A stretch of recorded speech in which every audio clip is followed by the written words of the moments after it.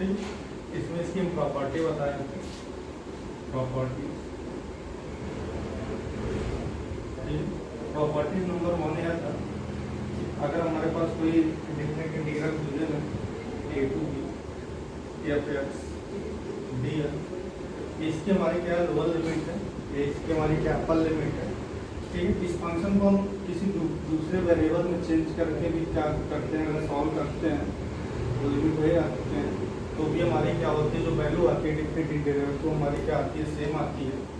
Second property है कि अगर a to b है और एफ एक्स डी एक्स, दूसरी प्रॉपर्टी में बताए थे कि अगर हम यहाँ पर क्या कर सकते हैं कि अगर हमको क्या करना है, लोअर लिमिट को अपर लिमिट बनाना है और अपर लिमिट को लोअर लिमिट बनाना है, तो हम यहाँ पे माइनस साइन यूज करते हैं और लोअर लिमिट को क्या कर देते हैं कि अपर लिमिट कर देते हैं और अपर लिमिट को लोअर लिमिट में चेंज कर देते हैं। और थर्ड प्रॉपर्टी है कि अगर जो मतलब कि जो हमारा रीजन ऑफ इंटीग्रेशन है, मतलब कि जो अपर और जो हमारा रीजन है a to b, ठीक है, इसको हम क्या कर सकते हैं, इंटीग्रेशन पार्ट वाइज भी कर सकते हैं ब्रेक करा के। मतलब कि अगर a और b के बीच में अगर कोई एक पॉइंट अगर हमारा c आता है तो हम क्या करते हैं, पहले a से c तक इंटीग्रेशन करते हैं, फिर c से b तक इंटीग्रेशन करते हैं। इन जनरल हम यह करते हैं कि अगर इसके बीच में इसको हम डिवाइड करा दिए c1 c2 c3, इस तरह अगर हमको क्या मिल गया, फाइनाइट मिनट पॉइंट मिल गए, तो सबको इंटीग्रेशन करा के हम क्या कर देते हैं, ऐड करा देते हैं। तो तीसरी प्रॉपर्टी में बताया था कि a to b f x dx is equal to a to c f x dx plus c to b f x dx। Where जहाँ पे बताया था कि c हमारा क्या है कि a और b के बीच में है। इन जनरल हमें बताया था कि अगर इसके बीच में c1 c2 c3 c4 इस तरह अगर हमारे पास पॉइंट आते हैं तो हम क्या करते हैं, पहले a से c1 तक इंटीग्रेशन करते हैं, फिर c1 से c2 तक, फिर c2 से c3, फिर c3 से c4, इस तरह क्या करते हैं, cn से b तक करते हैं। इसके बाद इसको क्या करा देते हैं, ऐड करा देते हैं, तो हमारा क्या हो जाता है, a to b की इंटीग्रेशन के बराबर होता है। मतलब कि a to b f x dx is equal to a to c1 f x dx plus c1 to c2 f x dx plus c2 to c3 f x dx plus c3 to c4 f x dx and so on, plus यहाँ पे cn to b f x dx। हमारी क्या थी, third property थी। और चौथी property हमारी थी कि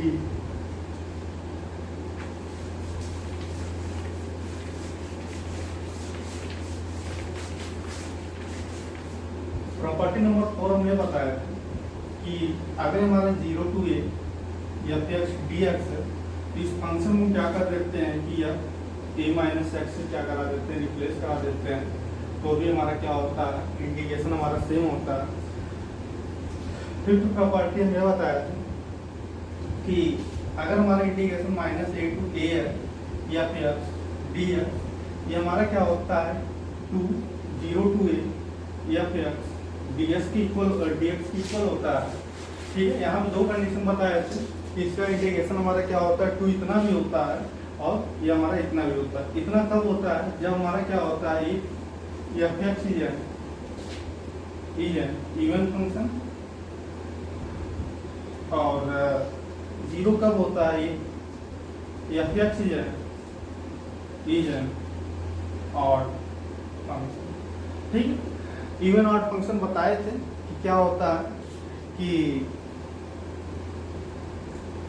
अगर हमारे पास कोई फंक्शन है एफ एक्स है, ठीक है, यहाँ पर अगर हम क्या करते हैं, एक्स को अगर हम माइनस एक्स से रिप्लेस करा दें, तो अगर f x is equal to f minus x के बराबर होता है, मतलब कि चाहे हम फंक्शन में एक्स रखें चाहे माइनस एक्स रखें, दोनों पर अगर वैल्यू अगर हमको सेम मिलती है, तो ऐसे फंक्शन को हम क्या बोलते हैं, इवन फंक्शन बोलते हैं।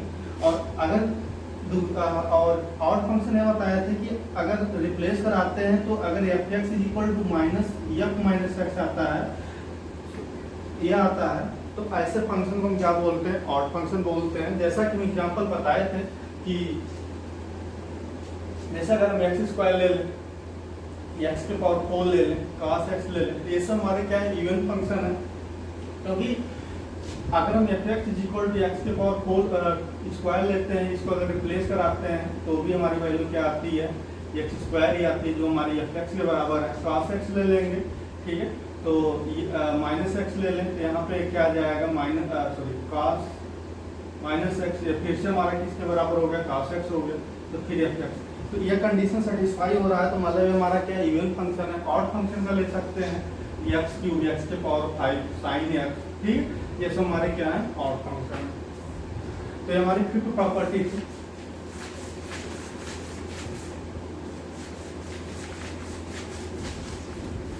अगली प्रॉपर्टी हमारी यह था, सिक्स प्रॉपर्टी, कि 0 to 2a f x D x is equal to, इसको मैंने ये बताया था कि हमारी क्या होती है, यहाँ पे जो 2 है, 2 आगे आता है, is equal to 0 to a F x D x, ठीक है। और इसकी वैल्यू हमारी क्या होती है? 0 होती है, 0 भी होती है और 2 इतनी भी होती है। ये कंडीशन क्या है? तो इसमें कंडीशन यह है कि अगर हमारा क्या होता है कि x is equal to f 2a minus x के बराबर आता है, और अगर f x is equal to minus f x is equal to f 2a minus x आता है, ठीक है। मतलब कि अगर ऑड फंक्शन होता है, ठीक है, तब तो हमारा क्या आ जाता है? 0 आ जाता है। और इवन फंक्शन होता है तो हमारा क्या आ जाता है?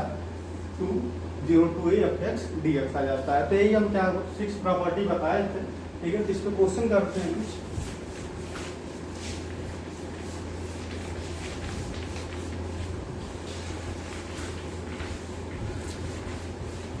प्रॉपर्टी लगाने से बस इतना ही होता है। ये क्वेश्चन जो हमारे डिफिकल्ट क्वेश्चन होते हैं, ठीक है, वो हमारे आसान हो जाते हैं। तो जैसे इस पे एक क्वेश्चन लेते हैं कि question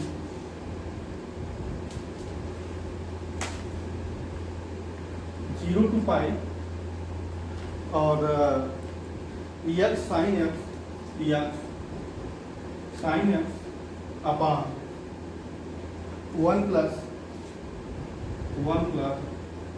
cos square x dx, ठीक। तो यहाँ पे ध्यान देना, यहाँ पे अगर हम किसी तरह मान भी लें, ये अगर cos x को हम मान लेते हैं कि t मान लेते हैं, तो यहाँ पे मैटर यह कर रहा है कि हमारा x जो यहाँ पे मैटर कर रहा है, ठीक है। तो यहाँ पे हम देखते हैं प्रॉपर्टी यूज करते हैं। तो प्रॉपर्टी हमारे पास एक प्रॉपर्टी है कि अगर हमारे पास 0 to a है, एफ एक्स डी एक्स है, तो ये 0 to a या a minus x D x हम यहाँ पे इसको हम कर सकते हैं।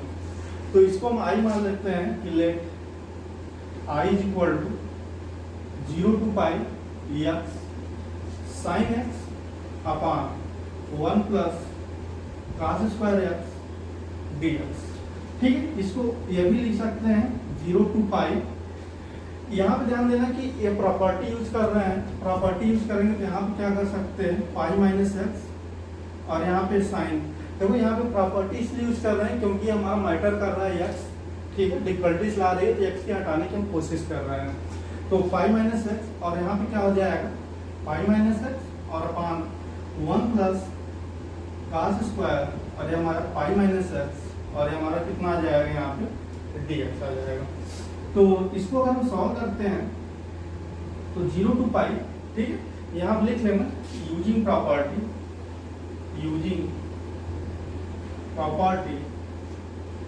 to a F x D x is equal to 0 to a f e minus x D x. तो यहाँ पे ध्यान देना, यह तो रहेगा ही पाई माइनस एक्स, और यहाँ से साइन पाई माइनस एक्स सब लोग जानते हैं हमारा सेकंड कोऑर्डिनेट में है और पाई है, तो साइन का साइन ही रहेगा और प्लस ही आएगा, ये हमारा कितना आ जाएगा, साइन एक्स ही आएगा। अपन यहाँ पे 1 प्लस, यहाँ पे ध्यान देना ये हमारा कॉस है, ठीक है, कॉस पाई माइनस एक्स है। सेकेंड क्वाड्रेंट में तो कॉस का कॉस ही रहेगा, लेकिन सेकेंड क्वाड्रेंट में माइनस आता है, यहाँ पे स्क्वायर लगा तो माइनस माइनस प्लस हो जाएगा, फिर से हमको क्या मिल जाएगा, कॉस स्क्वायर एक्स मिल जाएगा। ठीक है, तो इसको हम क्या मान लेते हैं कि फर्स्ट मान लेते हैं, और इसको हम क्या मान लेते हैं, सेकेंड मान लेते हैं। ठीक है, और दोनों चीज हमारे एक ही है, क्योंकि प्रॉपर्टी हमारा यह कहता है कि यह इसके इक्वल होता है, तो मतलब क्या है, यह हमारा इसके इक्वल है। तो यहाँ पे हम क्या करते हैं, दोनों को अगर ऐड करा लेते हैं हमारा 2 पाई हो जाएगा, और इधर हम देखते हैं क्या आता है। तो adding first and second, adding, ठीक, इसको मिटा देते हैं, देखो क्या होगा सब लोग, एडिंग फर्स्ट एंड सेकेंड, ठीक है, अगर दोनों को अगर ऐड करा देते हैं तो यहाँ पे कितना आ जाएगा, 2i is equal to 0 to pi. तो ध्यान देना यहाँ पे अगर हम करते हैं तो यहाँ पे देखो अगर ऐड कराते हैं तो x sine x plus pi sine x और माइनस x साइन x, और अपन, ठीक है, डिनोमिनेटर दोनों का सेम है, ठीक है, सेम डिनोमिनेटर लिख लेते हैं, तो 1 plus cos square x dx, क्योंकि हम जानते हैं कि a बाई बी है प्लस c बाई बी है, तो इसको a plus c by b लिखते हैं, ठीक, कोई दिक्कत नहीं है। तो यहाँ पे ध्यान देना माइनस एक्स साइन एक्स और एक कैंसिल हो गया, तो कितना आ गया यहाँ पे हमारे पास, पाई साइन एक्स, और अपान ये हमारे पास आ गया cos स्क्वायर एक्स, ये कितना आ गया हमारे पास, dx आ गया, और ये हमारा क्या है, 2 पाई इक्वल हो गया 2i के इक्वल। तो 2i इज इक्वल टू, यहाँ पे देखो पाई हमारा बाहर निकल गया, ठीक, और यहाँ पे सिंपली हमको क्या मिल गया, साइन एक्स अपान 1 प्लस cos स्क्वायर एक्स और dx। तो देखो यहाँ पे हमको दिक्कत कर रहा था x, और यहाँ से अभी x हमारा क्या हो गया, गायब हो गया, तो हम आसानी से चूज कर सकते हैं, ठीक। तो मान लेते हैं लेट, अगर यहाँ पे हम क्या करते हैं कि cos x को अगर हम t मानते हैं तो यहाँ पे इसको डिफरेंशिएट करते हैं, तो minus sine x dx is equal to कितना आ जाएगा, यहाँ पे dt आ जाएगा, और minus sine x dx is equal to dt। तो यहाँ पे देखो साइन एक्स dx हम कितना लिख सकते हैं, माइनस dt लिख सकते हैं, ठीक है। तो क्या आ जाएगा यहाँ पे कि पाई, यहाँ पे साइन एक्स dx से माइनस dt हो गया, तो माइनस लगा देते हैं, तो माइनस 1, ठीक, और 1 प्लस cos स्क्वायर टी, तो यहाँ पे 1 प्लस टी स्क्वायर, और ये हमारा dt हो गया, ठीक।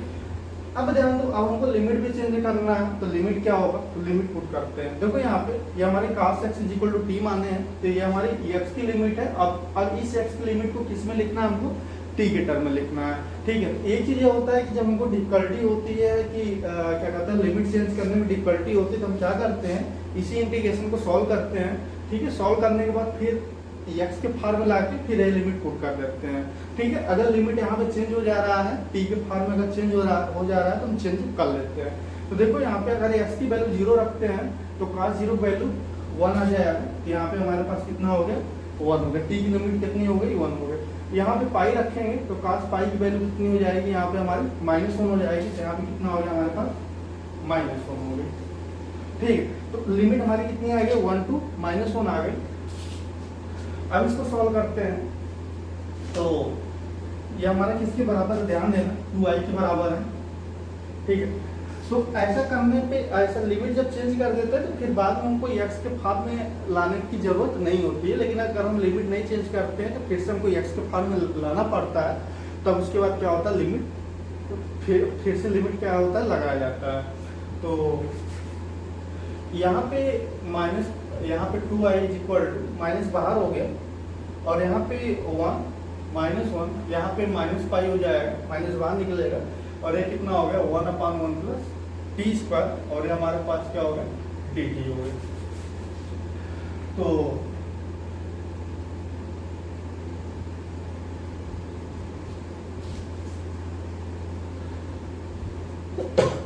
देखो यहाँ पे इसको हम चेक कर सकते हैं कि हमारा ऑड फंक्शन है कि इवन फंक्शन है, या अगर वैसे भी सॉल्व कर लेते हैं इसका हम इंटीग्रेशन जानते हैं 1/1 + t² हमारे किसके बराबर होता है, tan इनवर्स t के बराबर होता है। यहाँ पे -1 और यहाँ पे कितना हो गया हमारे पास 1 हो गया।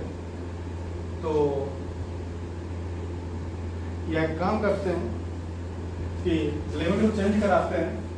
यहाँ पे अगर लिमिट को अगर हम चेंज करा देंगे, ठीक है, तो लिमिट को जब चेंज कराएंगे तो माइनस साइन के साथ चेंज होगा, तो यहाँ पे माइनस माइनस प्लस हो जाएगा और यहाँ पे -1 आ जाएगा, यहाँ पे 1 आ जाएगा और ये हमारे पास कितना आ जाएगा, इतना डिग्री आ जाएगा।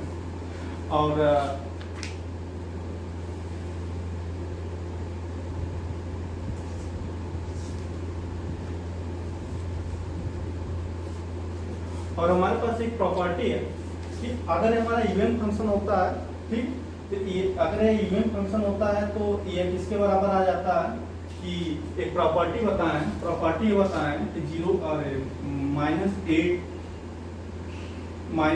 to a fx dx = ये हमारा आता है 0 to a fx dx।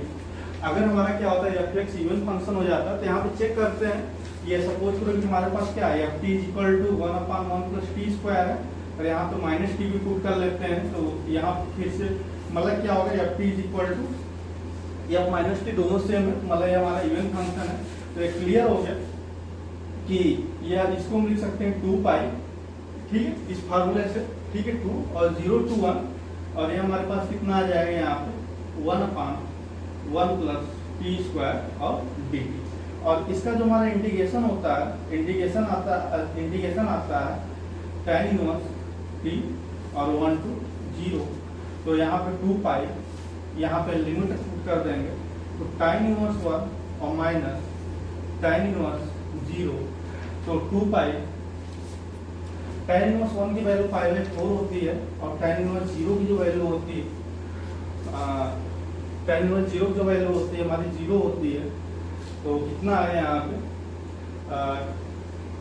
π² और 2 से कैंसिल हो जाएगा, π²/2 आ जाएगा। तो इसका क्या हो गया आंसर हो गया।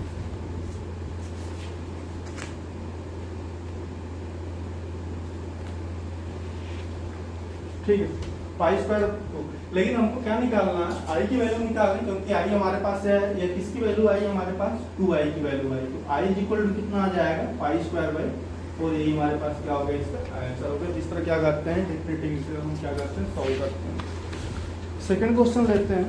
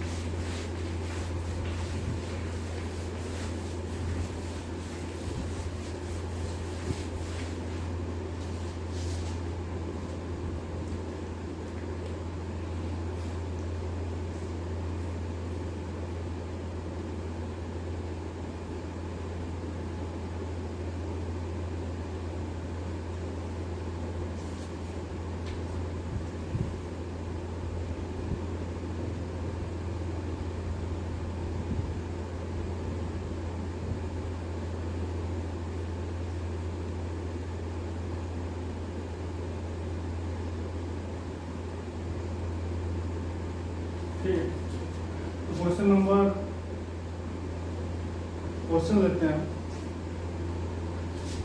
0 to π/2 और log sin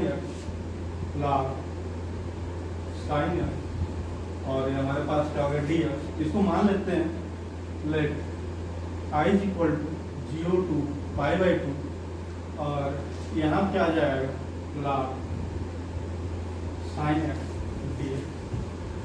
तो यहाँ पे ध्यान देना, अगर यहाँ पे भी अगर हम क्या करते हैं वही काम करते हैं कि अगर sin x को कुछ मान के चलते हैं, ठीक है, तो cos x मिलेगा और cos x हमारा यहाँ पे कुछ हो नहीं पाएगा, ठीक है, तो इसलिए फिर से यहाँ पे प्रॉपर्टी यूज करते हैं, ठीक है, प्रॉपर्टी से चेंज करते हैं। तो प्रॉपर्टी हमारे पास यही है कि 0 to π/2 और यहाँ पे log और इसको हम लिख सकते हैं sin pi by to minus इतना आई कर सकते हैं, और ये भी हमारा क्या आई के बराबर ही होगा। तो I is equal to 0 to pi by two, और हमारे पास क्या होगा लाग, इसकी वैल्यू कितनी आ जाएगी हमारे पास, cos x आ जाएगी। ठीक, ये हमारे पास फर्स्ट हो गया और ये हमारे पास सेकंड। दोनों क्या करते हैं, ऐड करते हैं, adding first and second b. अगर दोनों को ऐड करेंगे तो यहाँ से हमको क्या मिल जाएगा, 2i is equal to 0 to pi by two, और यह हमारे पास आ जाएगा यहाँ पे log sine x plus log cos x, और ये हमारे पास कितना आ जाएगा, dx आ जाएगा, और यहाँ से 0 टू पाई बाई टू, तो इसको हम लिख सकते हैं लाग। ठीक है, एक चीज हम जानते हैं कि लाग में लाग a प्लस लाग b, इसको हम लिख सकते हैं लाग a भी लिख सकते हैं। तो वही चीज यहाँ भी कर रहे हैं, जिसको लिख सकते हैं लाग sine x into cos x, और ये हमारे पास क्या हो गया dx। तो यहाँ पे ये हमारा 2i के बराबर है, ध्यान देना, 0 टू पाई बाई टू, ये लाग हो गया। इसमें अगर क्या करते हैं, ऊपर भी 2 को मल्टीप्लाई करा दे, नीचे भी, तो कितना आ जाएगा हमारा, ऊपर फार्मूला बन जाएगा साइन 2x का, तो साइन 2x और अपान 2, और यहाँ पे कितना आ जाएगा, dx आ जाएगा। तो 2i is equal to 0 to pi by two log. अब ध्यान देना, एक लाग का फार्मूला होता है log a by b is equal to log a minus log b। तो यहाँ से इसको ओपन कर सकते हैं, लाग साइन 2x और माइनस लाग 2, और ये हमारे पास कितना आ जाएगा, dx आ जाएगा। तो यहाँ से हम लिख सकते हैं 0 टू पाई बाई टू, और ये हमारे पास क्या आ जाएगा, लाग साइन 2x और minus 0 to pi by two और लाग 2, ये हमारे पास कितना आ जाएगा, dx आ जाएगा।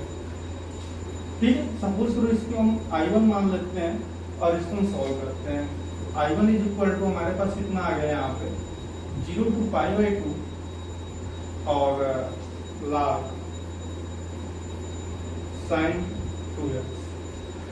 तो यहाँ पे हम क्या करते हैं कि 2x को हम मान लेते हैं कुछ, यहाँ पे dx रहेगा, तो let 2x is equal to t मान लेते हैं।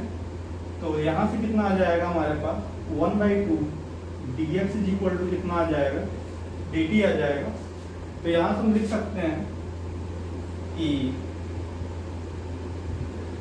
I1 इज इक्वल टू, ठीक है, देखो लिमिट में चेंज करा देते हैं, 0 रखेंगे तो t की वैल्यू 0 ही आएगी, और यहाँ पे जब x की वैल्यू रखेंगे तो यहाँ पे कितना आ जाएगा, पाई आ जाएगा, और ये हमारे पास कितना आ जाएगा, 1/2 dx।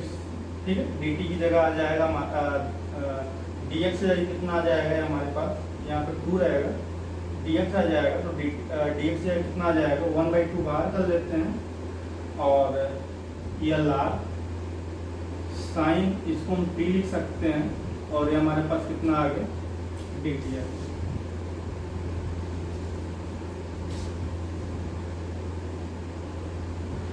और अगर इसका अगर हम इंडिकेशन करते हैं, सेकंड का अगर इंडिकेशन करते हैं, तो इसका इंडिकेशन सिंपल है, log 2 कांस्टेंट है, तो log 2 हम क्या करते हैं, बाहर निकाल लेते हैं, तो सेकंड का कर लेते हैं, इसको I2 सपोज करो ले लेते हैं।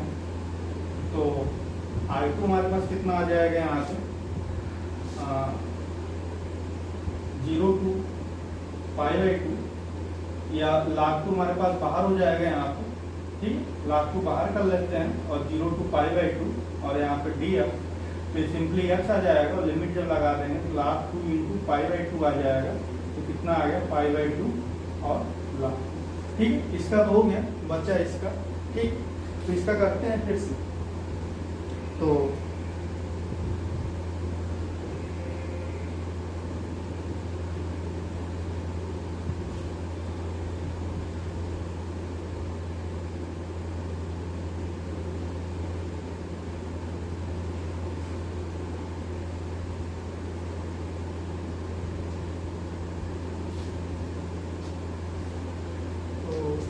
इसका ध्यान देना कि इसको हम क्या कर सकते हैं, आई इज इक्वल टू, ठीक है, यहाँ पे पाई बाई 2 यूज करते हैं, तो यहाँ पे 2 इंटू पाई बाई 2, ठीक है, 2 बाहर जाएगा तो 2 2 कैंसिल हो जाएगा। फिर से इसको हम क्या कर सकते हैं, 0 टू पाई बाई 2 ले सकते हैं, और ये हमारे पास क्या हो गया, log sin t और dt हो गया। और एक प्रॉपर्टी में बताए थे, पहली प्रॉपर्टी बताए थे कि अगर हमारे पास क्या है, a to b f dx है, इसको किसी दूसरे वेरिएबल में चेंज कर लें, ठीक है, a to b f dt, ठीक है, दोनों हमारे इक्वल होते हैं। तो मतलब क्या है कि ये i जो है हमारा किसके इक्वल है, i1 किसके इक्वल है, सिंपली i के इक्वल है, क्योंकि i हम यहाँ पे लेके चले हैं, ठीक।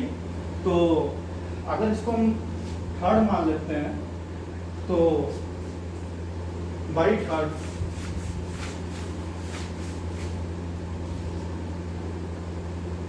तो थर्ड से हमारा क्या आ जाएगा, यहाँ पे 2i इज इक्वल टू, यहाँ पर आ जाएगा हमारा, इसकी जगह पूरा हमारा i के बराबर है तो i हो जाएगा, और माइनस ये हमारा आ जाएगा पाई बाई 2 और log 2 आ जाएगा, और इसको इधर लेके जाएंगे तो i is equal to minus pi by 2 और log, ठीक है, इसका क्या आ जाएगा वैल्यू।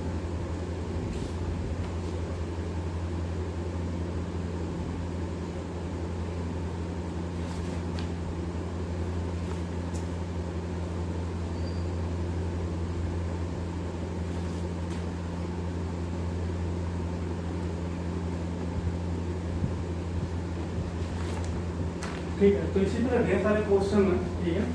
तो एक नया टॉपिक पढ़ाते हैं,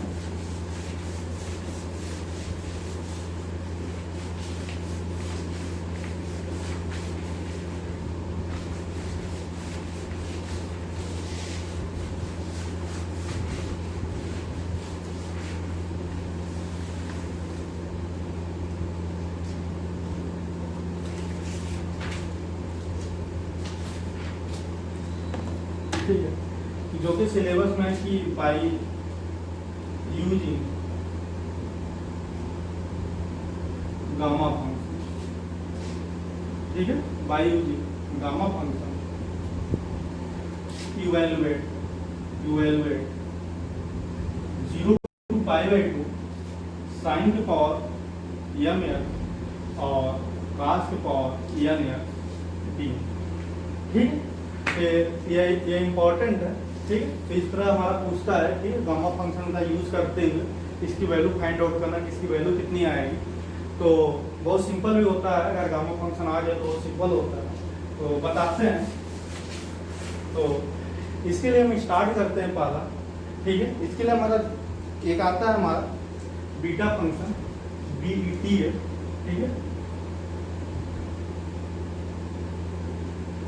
ठीक, बीटा फंक्शन है, और ना कि इसको बेटा फंक्शन पढ़ना, ठीक, बीटा फंक्शन, बीटा, ठीक। तो ध्यान देना beta function.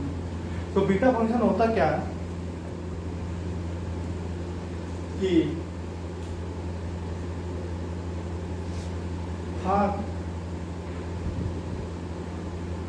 Positive real number और पॉजिटिव रियल नंबर m, ठीक है। ध्यान देना, हमको क्या लेना है, पॉजिटिव रियल नंबर लेना है for n m the beta function, the beta function, the beta function,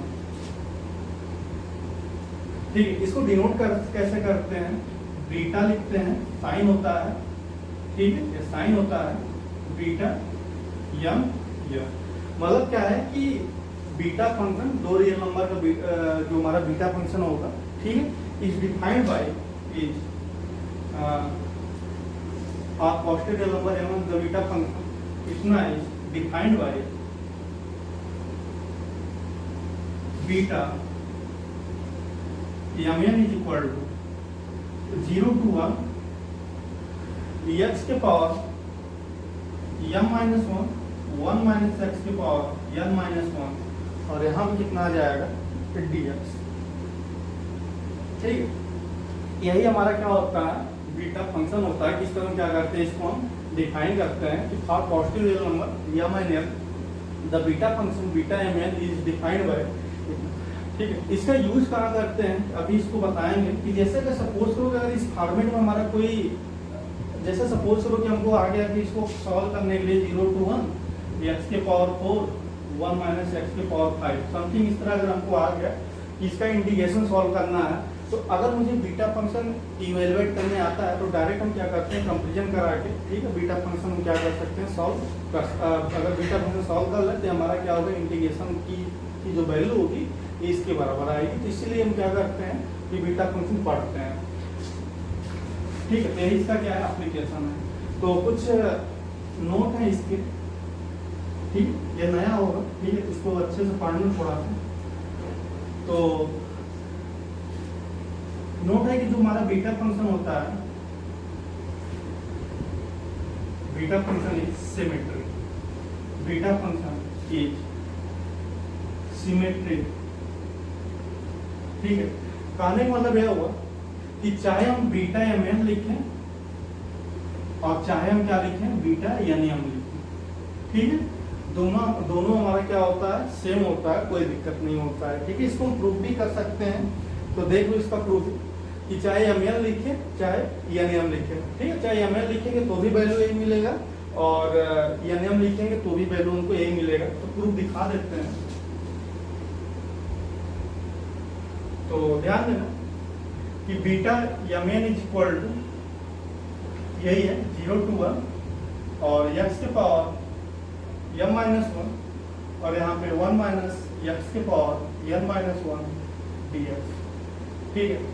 तो ध्यान देना प्रॉपर्टी का यूज करके इसको हम क्या लिख सकते हैं, 1 माइनस एक्स के पावर m माइनस 1 और यहाँ पे क्या कर सकते हैं 1 माइनस एक्स, ठीक, के पावर n माइनस 1 और ये हमारा क्या हो गया dx आ गया। तो यहाँ पे आ जाएगा 0 to 1 माइनस एक्स के पावर m माइनस 1 कैंसिल हो गया, यहाँ पे प्लस हो गया तो एक्स के पावर n माइनस 1 और ये हमारा कितना आ गया, dx आ गया। तो इस चीज को हम लिख सकते हैं यहाँ पे कि 0 to 1 एक्स के पावर n माइनस 1 और 1 माइनस एक्स के पावर m माइनस 1 और ये हमारा dx। तो ध्यान देना यहाँ पे हम पहले क्या लिखे थे, m लिखे थे, तो m n लिए, ठीक है, बाद में n लिए और यहाँ पे क्या आ गया, पहले n लिए फिर m है, तो क्या लिख सकते हैं इसको, बीटा एन एम। तो मतलब क्या हो गया, तो beta m n is equal to beta n m. ये हमारा क्या होता है, सिमेट्रिक होता है। इसका और भी फॉर्म है, उसको बताते हैं।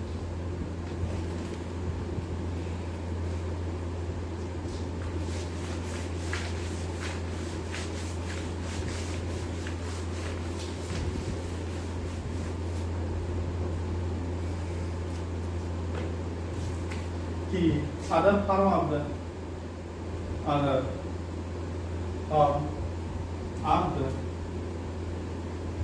Beta function,